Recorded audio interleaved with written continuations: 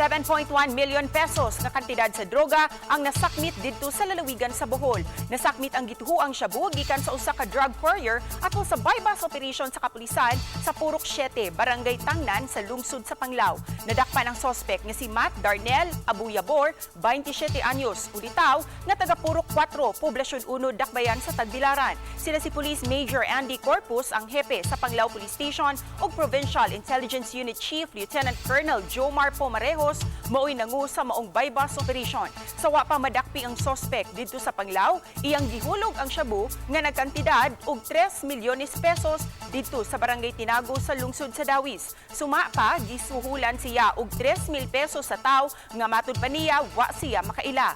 Matud ni Major Corpus, gibana-bana nga mitimbang og 1 ka kilo og 50 gramos ang maong kontrabando nga nagkantidad og kapin 7 milyones pesos. Ang drogas na dala ni Abuyabor gingong labing dako nga nasakmit gikan sa lungsod sa Panglao. Si Panglao Mayor Boy Arcay misaksi usab sa malampusong bypass operation.